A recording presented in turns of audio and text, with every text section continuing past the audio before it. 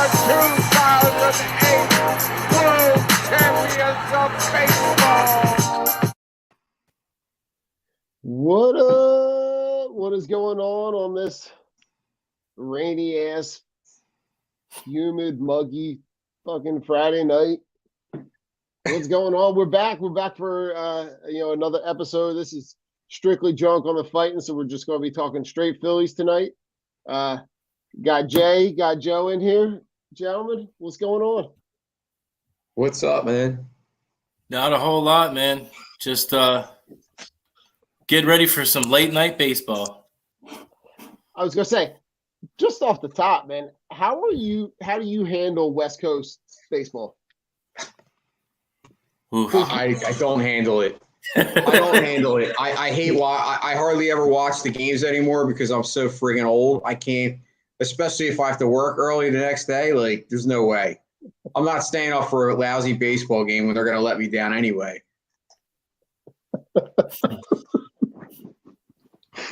Come on, Jay. You gotta have some optimism, man. Oh, good gracious! Optimism? I don't know that word. That doesn't exist in my vocabulary. Trust me, I know. Trust me, it only exists with the Eagles every year. Jay, let's get some optimism. I mean, what is there really to be optimistic about right now? Let's be real. They've won 4 out of the last 6. Rhys Hoskins was 1 for 5 leading off last night. Rhys Hoskins. Yeah, Rhys. He must have heard me bitching at him. Yeah. No, well, listen, in all fairness, I agree. I mean, obviously it's still early, but my optimism for the Phillies has quickly eroded, unfortunately. Obviously, we'll get into some stuff. Yeah. I mean, listen, just to start off, so Harper has we find out Harper's injury, right? It's a little bit deeper than what they thought it was. He's going to have the platelet-rich treatment. He's got to not throw for, I think, what they say, 3 weeks, 4 weeks, 3 or 4, yeah. So, but he can still DH, which, if that move isn't in place for the National League, he's out completely. Yeah. So that's where I feel like having the DH in the the NL across the board, right, gives teams that flexibility to not have to have a star player just be strictly on the DL. Oh, I mean, yeah, you don't want to lose Bryce Harper. I mean, obviously he was the MVP last year. He's having I wouldn't say he's having an MVP type year yet, but he's actually way ahead of schedule from where he was in 2021 at this time. A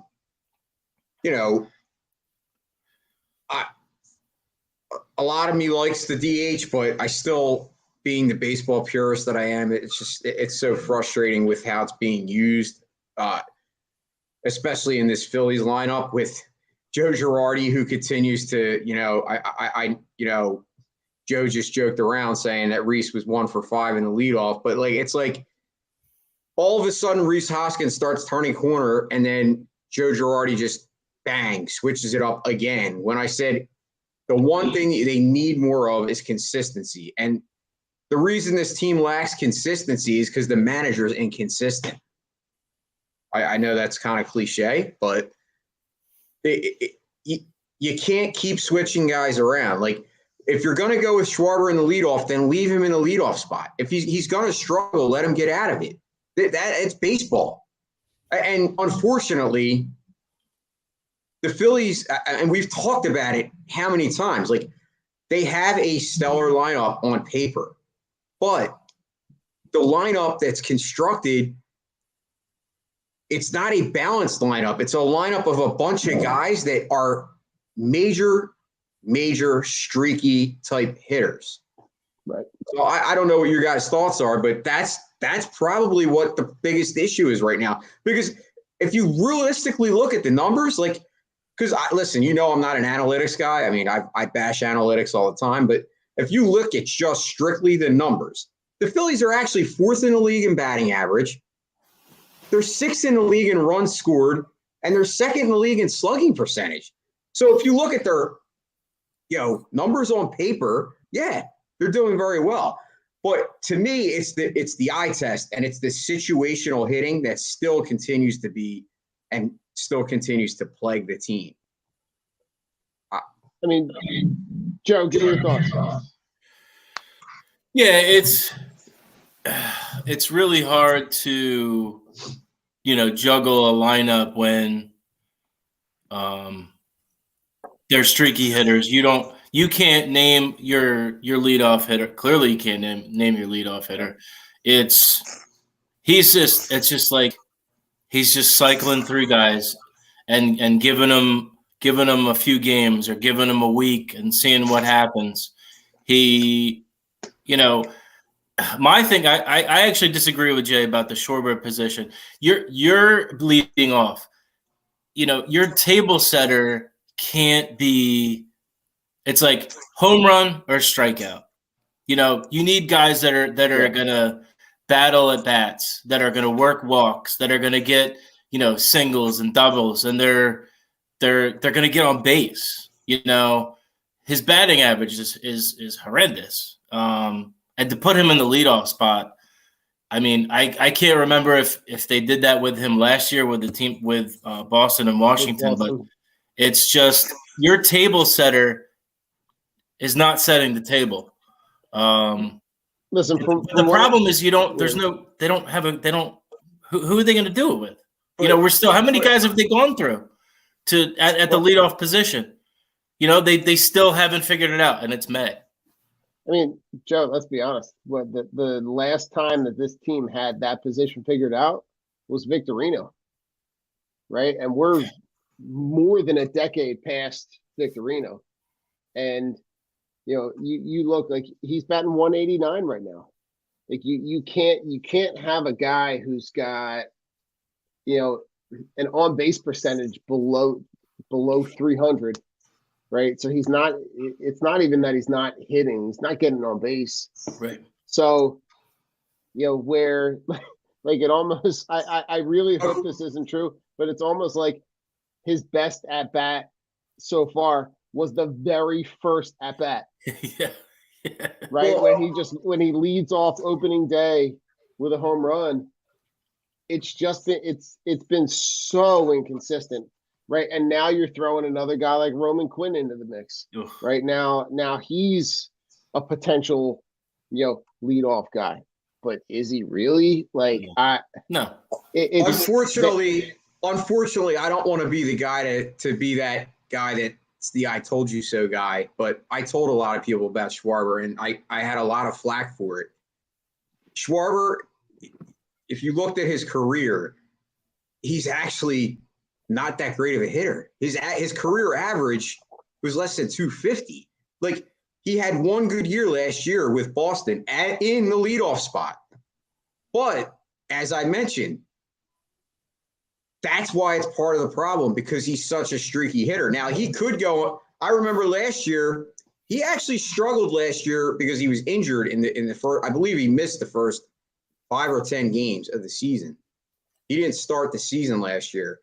And he struggled early, but if you remember correctly, he actually had that 1 month where he had 15 home runs. I believe it might have been June or maybe early July, and then he actually got hurt after that too. So he went on like this major streak where he hit a bunch of home runs. So, like I said, I agree with you, Joe, that he's not a leadoff hitter. But then why are you putting him in the leadoff spot again? That's the problem. Joe Girardi is he's clueless when it comes to you either put him there and leave him there, or you don't put him there at all. Yeah. Well, that's what I say. Yeah. And it's almost like he's there out of desperation. Like, he's there because there's no other like what is your other option? Like, right. And that's the hard part about this lineup, right? We said at the beginning of the year how productive it could be, but you're almost getting the worst production out of everybody simultaneously, and there's nobody to put there. There's nobody to put in that leadoff spot, which is why I think Girardi is going back and forth and trying to mix match just to get something to stick. Only problem is that affects everybody. When guys go from batting 2 to 5, when guys go from the top of the lineup to the bottom of the line, when that fluctuation happens, it just messes with everybody. Could I ask you guys a question? Go for it. Do you foresee any moment in this season where they're all going to actually come together and all hit collectively? Because I don't see it. I just don't. I just think that they don't have enough guys with balance. But that's just my opinion. What do you guys think? Because I'm still waiting. It makes sense. It absolutely makes sense. But it's, we have a bunch of streaky hitters. Some are better in different, in the warmer months. Some are better toward the end of the season. It's really about staying afloat and being in the mix at the right time. When you're making that play, when you're making a playoff push, they need to be close enough. I mean, I don't even know about the division. Once again, it's only May, but you have to be within striking distance of the wild card. Like right now, they sit in the division. They sit, they're 6.5, 6.5 behind the Mets. Right. They're tied. They're tied with the Braves. They're 6.5 behind the Mets. Like, listen, we watched them play the Mets. Do you see them being they have shown not a single sign of them being able to get and make up 6.5 games. And as far as I'm gonna look at the wild card stuff right now, but it's not good. But I think it's 4. Is it 4 or 5? Yeah. Right now. So in the NL wild card, you got the Padres, the Giants, the Cardinals, and then you got the Diamondbacks, Colorado, Atlanta. So you got to climb over top 4 teams, even to be the last wild card. Right. How many games is that, Don? It's sitting at 2.5 right now. So it's not. The place value sounds ominous, but to be honest, right now, for them to make up 2.5 games, they'd have to win 5 in a row, 6 in a row, 7 in a row to be able to manage the yo-yo of them winning with someone else winning or lose. I just with as inconsistent as the pitching has been on multiple levels, whether it's starting or in the bullpen, Jay, I think you're right. In a sense where you say, how do they even make it up? Well, like I said, anything is possible. But if you look at the way that the Mets are playing right now, it's a different Mets team than years past. I mean, everyone always says the Mets will be the Mets, but you get the feeling if you're watching the Mets, because obviously knowing that Aaron is my partner in Sports and Metal, he's a diehard Mets fan. I pay attention to the Mets a lot, and he talks to me a lot about it. So I sometimes get a different perspective because he's watching these games, and he's always texting me every day. I get a text from him, dude. They did it again. They came back, and the thing is I remember that 08 Phillies team, and that team was special, and that was one thing that they did a lot of that year. They had a lot of comeback wins where they were losing by big shreds of runs, and they would, come back later in the game. The Mets are doing that, and teams of destiny, a lot of times you see that where they're just in the right place at the right time. Yeah, and I'm not saying that they don't have talent because they obviously do have talent, but you can't make this thing up that the Mets lose Jake DeGrom, and they have a guy right now. Now, obviously, McGill got shellacked last game. That's a one-off, but overall, the guy's been pitching lights out. Early, if you looked at it now and we were voting for the Cy Young, he would have been in the top 5 for Cy Young Award winner. And this is a guy that nobody ever even heard of in the Phillies fan area. He was like a 5th round pick. But this is what I mean. Teams that have that you look at that just kind of where you say it's their year, it just seems like that to me with the Mets. So that's why I have a bigger concern about the Phillies than in prior years where I would say, it's just the Mets. It's the Mets. They'll be the Mets. I don't get that same feeling about the Mets. So if you get what I'm saying, No, I get it.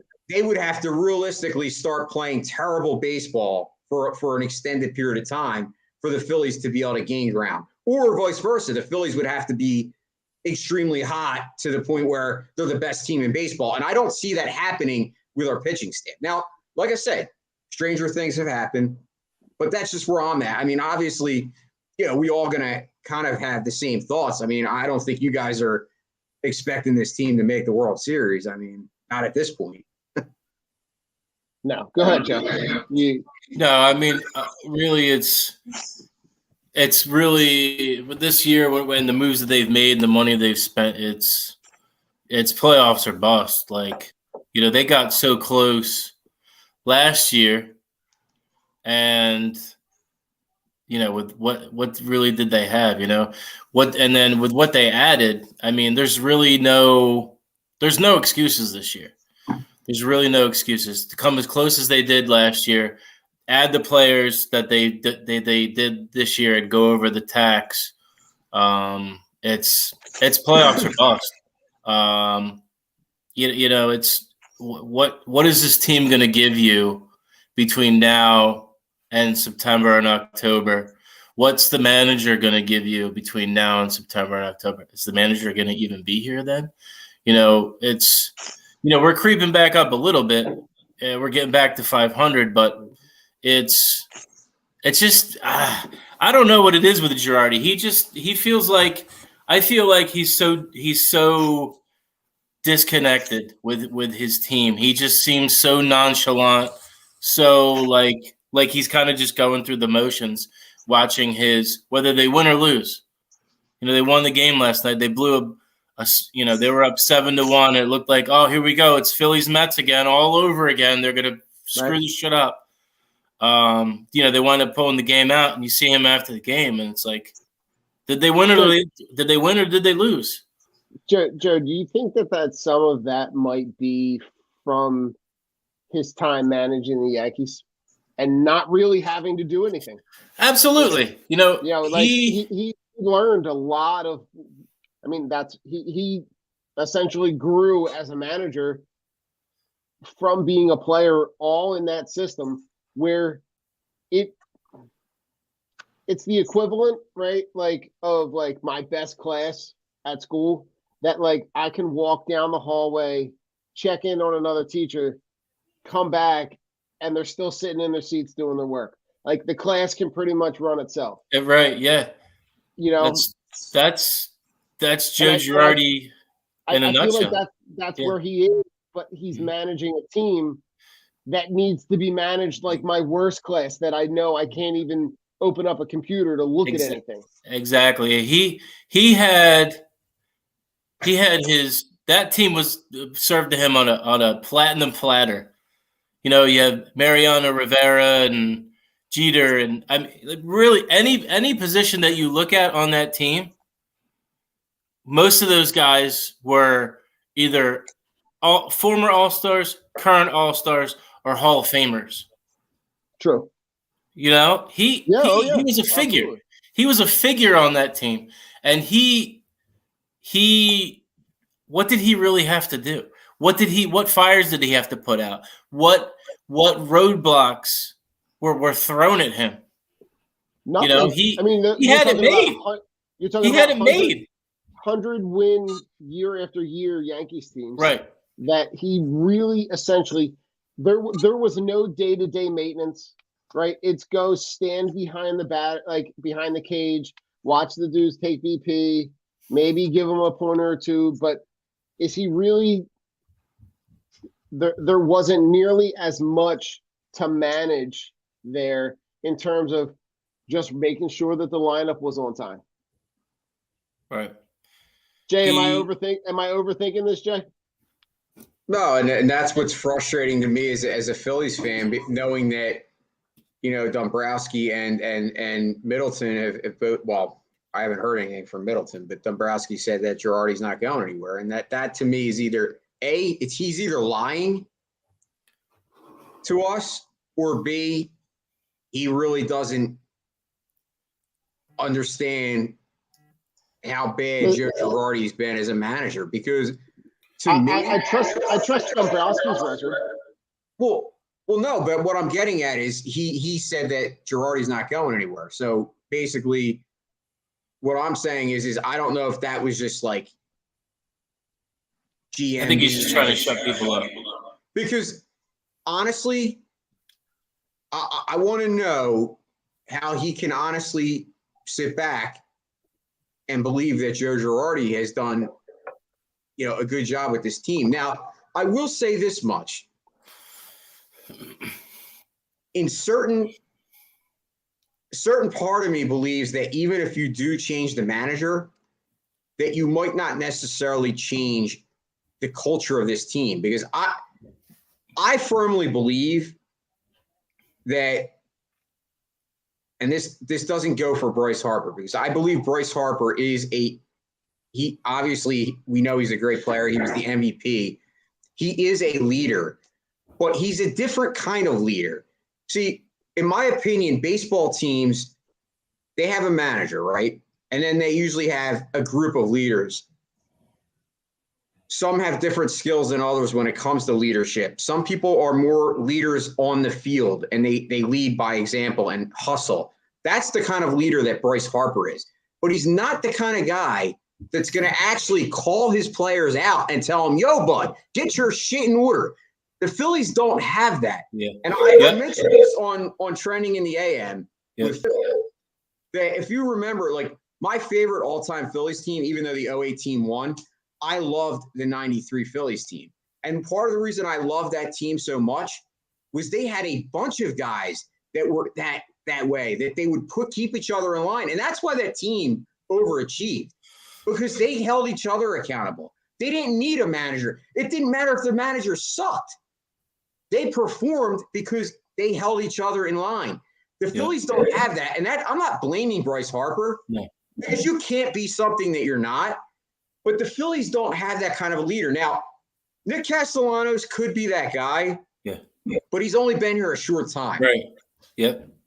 But you have guys like Aaron Nola, who, Phil had mentioned the other day that I missed the game, but apparently he didn't hustle out a ball that was like hit to the other side that he may have been able to make a play on, and he kind of totally like dogged it. That kind of stuff is not acceptable to me. And Rhys Hoskins does it a lot too. And you see it a lot with Gene Segura.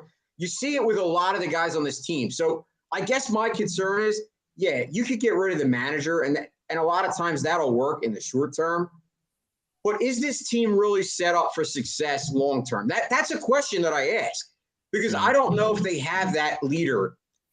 And maybe that's somebody that comes along at the trade deadline, or maybe that's somebody that we won't have until next year. But I think I don't see this team having a guy that's going to just sit there and say, yo, get your shit in order. Like, what about, you talked about Castellanos and him just being here. What about, Schwarber? Yeah, Schwarber is kind of shit in the bed right now, but and he's relatively new, but the guy's won.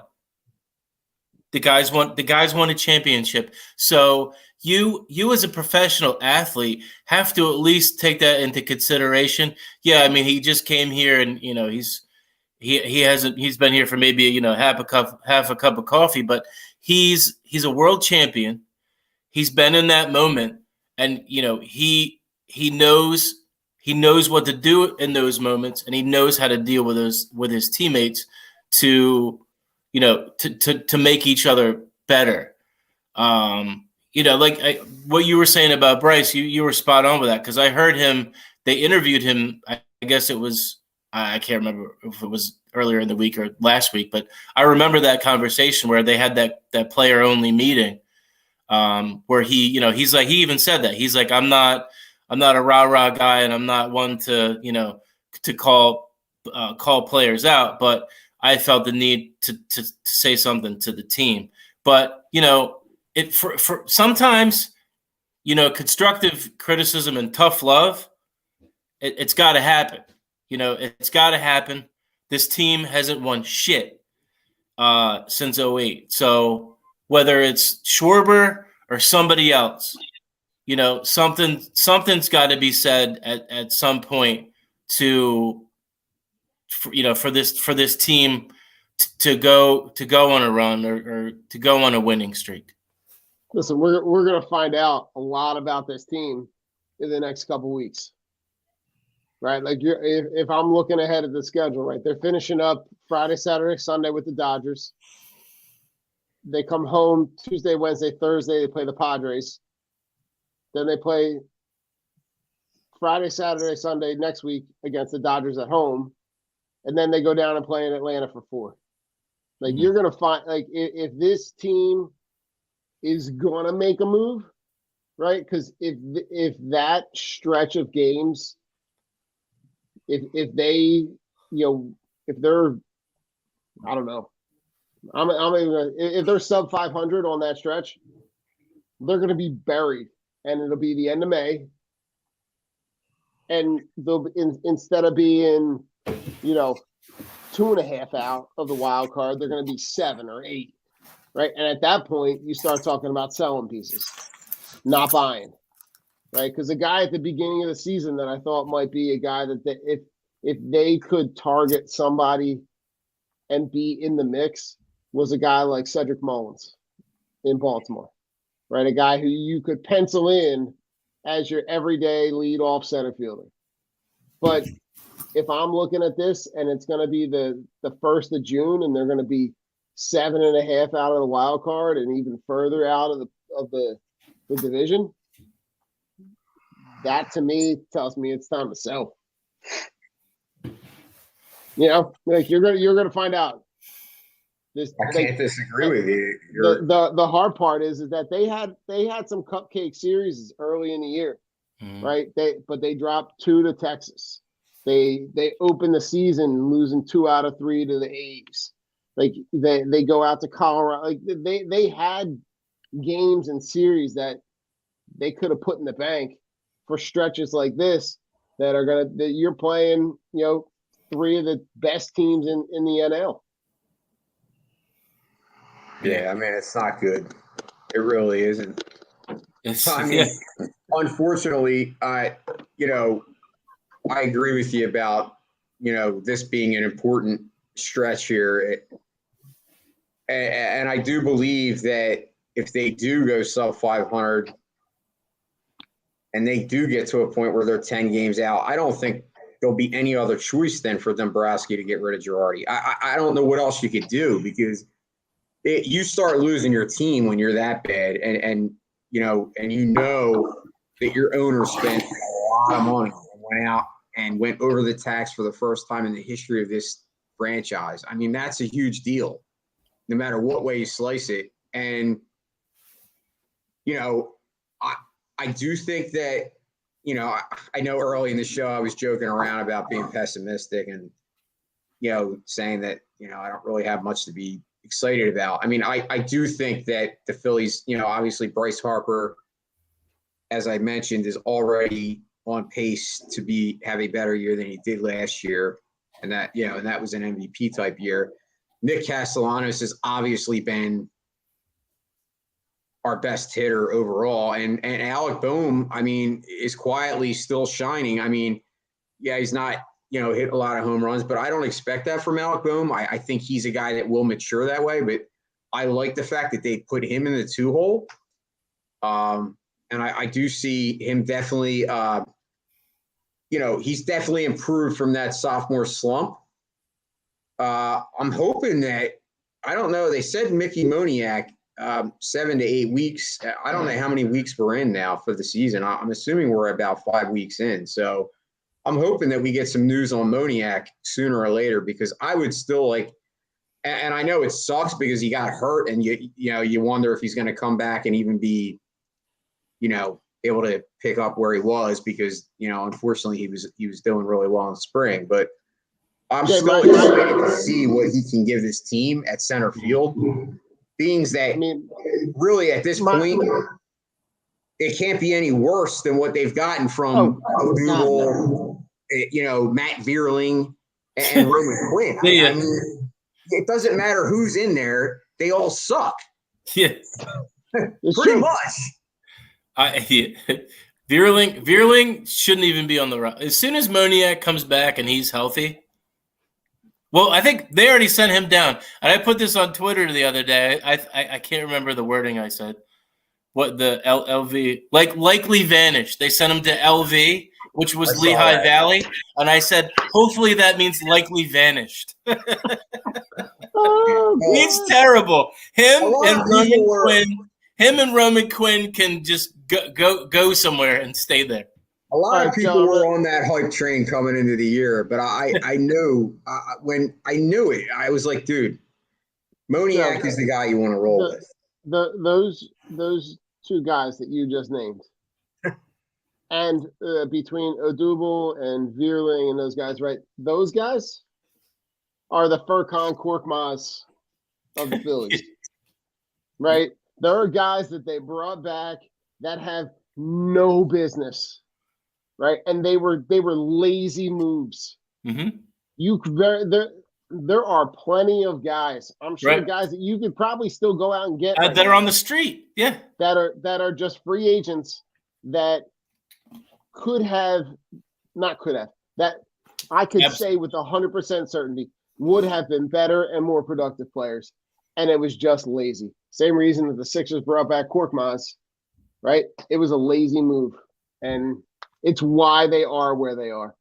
I mean, going back to the earlier topic, I know that we're coming up on it, but go ahead. Going back to the earlier topic where we were talking about, the fact that the Phillies really don't have a traditional leadoff hitter. Well, if you realistically believe in analytics and you believe the numbers and you really want to go with somebody that really makes more sense than anybody to me right now, it's Gene Segura to be leading off. Because the guy has a .369 on base percentage. He's their best pure hitter. If to me, that's the guy that should be there. Not Rhys Hoskins. Not a guy that is realistically a power hitter. Right. And you're taking him out of the lineup where he was down in the lineup as more of a protection for the other guys that are struggling. So that, to me, if you really want to try something that would, at least get your guy to be on base, then Gene Segura should be in the leadoff spot. Just a thought, but what do I know? I mean, really, he's probably their best two-hitter, but what's the difference at this point? You can't get anything right with whoever you put in the one hole. Because no matter who's there, they don't do well.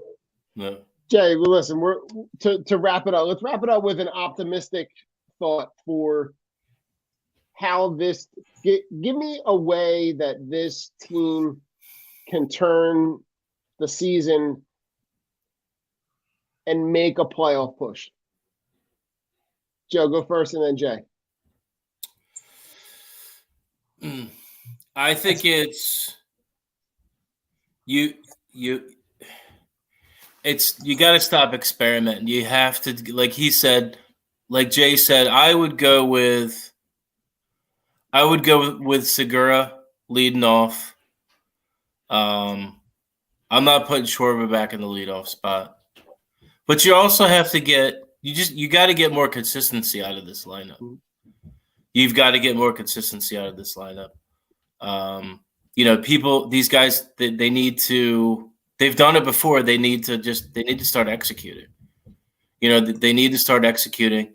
And the same thing with the pitching staff. I mean, Wheeler is fine. I think Nola is going to be fine. He's been doing better, but I guess the same thing with Gibson. He's an Eflin, but it's hard to say now because it's May. It's really hard to say now because it's May because we don't know. We have no idea what this team is yet. We have no idea what this team is yet. But you can only hope that Girardi can fix what needs to get fixed because he hasn't had to do it before. True.